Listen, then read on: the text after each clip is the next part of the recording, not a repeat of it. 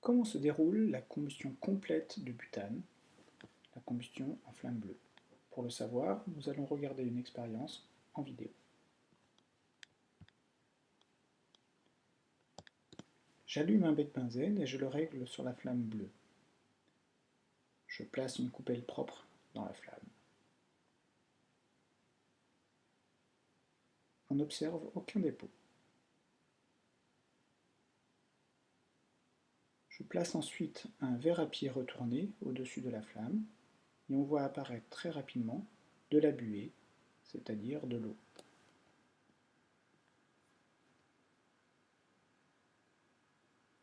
L'étape suivante consiste à récupérer dans un tube à essai les gaz de la combustion.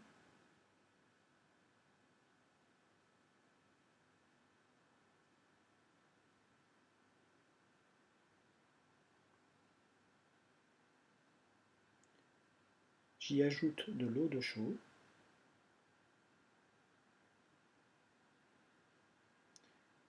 L'eau de chaux se trouble, montrant que l'on récupère du dioxyde de carbone.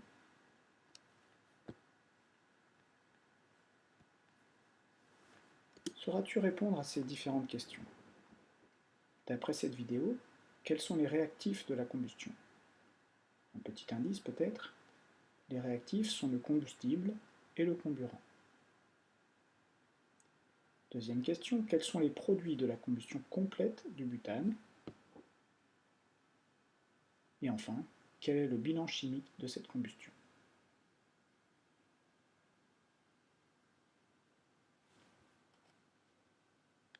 Passons à l'étape suivante, c'est-à-dire l'étude de la combustion incomplète du butane.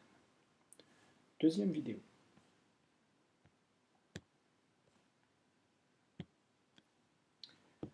J'allume le bec benzène et je le règle sur la flamme jaune. Je place la coupelle dans la flamme et on voit tout de suite apparaître un dépôt noir de carbone.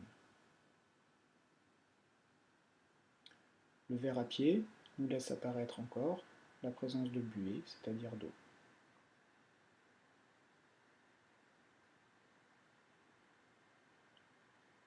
Enfin, je récupère les gaz de la combustion à l'aide d'un tube à essai et je vais y ajouter de l'eau de chaux.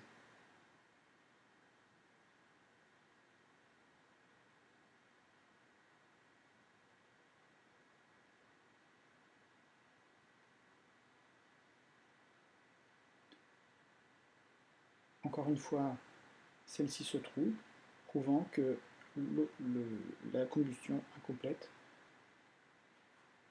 produit du CO2.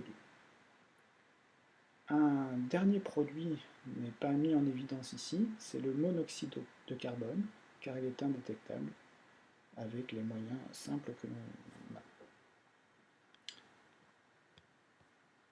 As-tu compris? D'après cette vidéo, quels sont les produits de la combustion incomplète du butane? Et enfin, quel est le bilan chimique de la combustion incomplète du butane? Si tu as répondu à ces différentes questions facilement, eh bien, tu n'auras aucune difficulté pour la synthèse qui suit. Elle est sous forme de tableau. On va retrouver donc la combustion complète en flamme bleue. Les réactifs sont le butane et le dioxygène, et il faut une quantité de dioxygène importante, c'est pourquoi la virole est ouverte. Les produits formés, ce sont l'eau et le dioxyde de carbone, et comme bilan chimique, on a donc butane plus dioxygène se transforme en eau et en dioxyde de carbone. Pour ce qui est de la combustion incomplète, la couleur de flamme est jaune, les réactifs sont toujours le butane et le dioxygène. Par contre, on a une quantité de dioxygène plus faible parce que la virole est fermée. Dans les produits, on retrouve l'eau et le dioxyde de carbone, mais on y rajoute le carbone qui s'était posé sur la coupelle et du monoxyde de carbone que nous n'avons pas pu mettre en évidence. Le bilan chimique devient butane plus dioxygène se transforme en eau plus carbone plus monoxyde de carbone plus dioxyde de carbone. Dernière étape, pourquoi parle-t-on de combustion incomplète? Par incomplète, il ne faut pas comprendre que la combustion des réactifs n'est pas terminée, mais plutôt que les produits sont incomplètement brûlés. Autrement dit, certains produits sont encore combustibles. En effet, vous savez que le carbone brûle dans le dioxygène pour former du dioxyde de carbone. Il en est de même du monoxyde de carbone qui brûle dans le dioxygène pour former lui aussi du dioxyde de carbone.